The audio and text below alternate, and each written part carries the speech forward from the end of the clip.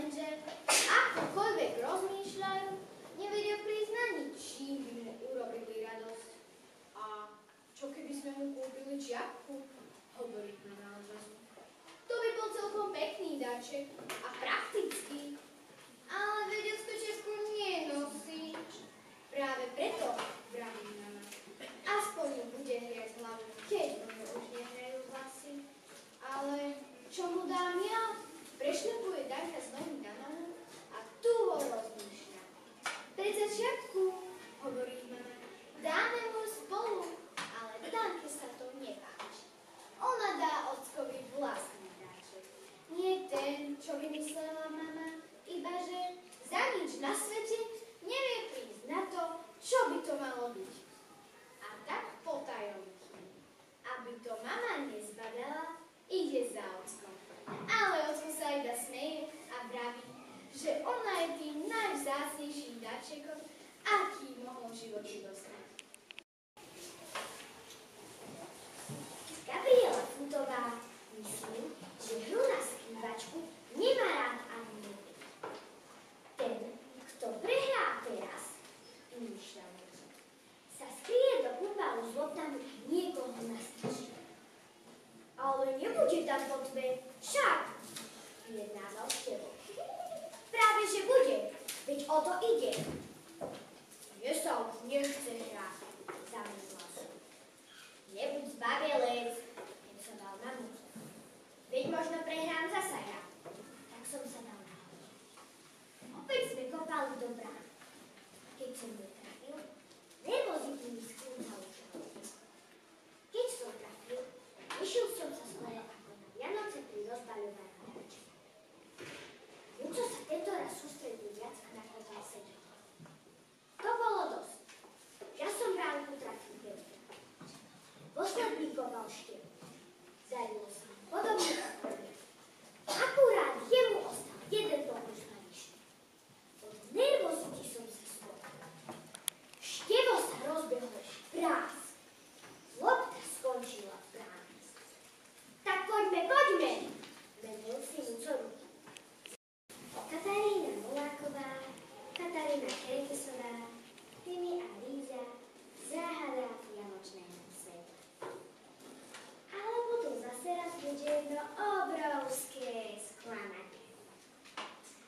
Na sklamania som veľmi citlivá, vzdychala Melanie. Susedia zborovo pití. Nikto predsa nemá rád, keď veci vychádzajú. Ujo kladivo, však foflanie jedva. Povešal svetlá na stromček a prikročil k zásuvke. Susedia sa zhlboka nadýchli, podľa ktorých aj zažmúrili oči. Keď kladivo strčil šnúru do elektriny, celý dom stíchol. Za pečím by sa dalo aj krájať. Pani Slavka to bolo v 3 sekundách vydržala. Pomaly pootvorila pravé oko, zbadala presne to, čo každé Vianoce. Nič. Svetlá na stromčeku nesvietili. Hovorila som to, a ja som to hovorila. Neklikovali sa dvojčky. Dajme to dole a basta! Rezolutne vyhlásil Zelica. Keď sa smutný kladivo vydal v zásuvke a vyzvedla hru, začala vynikať slabúčké zvrnkanie. Jan Turan, aký trest si zaslúžia 3 myškými myšky. Ani krok, vy 3 myši. Prečo je Matička z košíčka taká zložená? Prečo nemá pazúriky? Čo ste z ňou urobili? Romšin kocúrik, no bol z neho naozaj kocúr pazúrik. My 3? No, chcela byť pekná, aby sa ti páčila. Češelejú, fintimejú, robíme ju manikúru. Aha, manikúru striháte a obrusujete jej pazúriky, aby ich nemala ostré a aby vás nimi takto nedrapsla. Draps, drps, draps. Kocúr pazúr hrozivo vystrkoval svoje pazúriska a myšky pred ním. Jaj,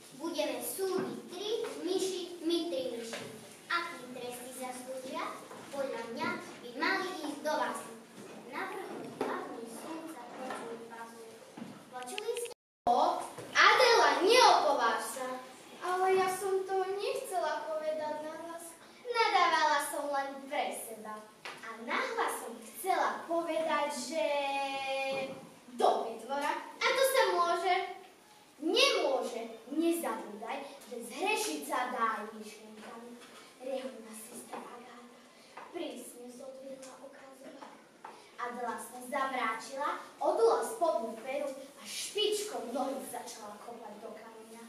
Adela, prestaň, zniči si topánky. Adela podráždene odfúkla, ale kopať do kameňa prestala. Teraz chod dovnútra a premýšľaj o tom, čo som ti dnes ráno povedala. Adela sa neochotne otočila na pete a vošla do domu, v ktorom býva už 3 mesiace spolu so svojimi 2 bratmi. Adele sa dom nepáči, lebo vyzerá tak babsky a ona nemá rada babské veci.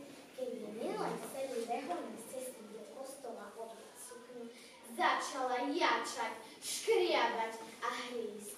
Nemá rada ani sestru Agátu, pretože je stará, čudne smrdí a stále Adele niečo zakazuje. A ak neposluchne, tak na ňu kričí.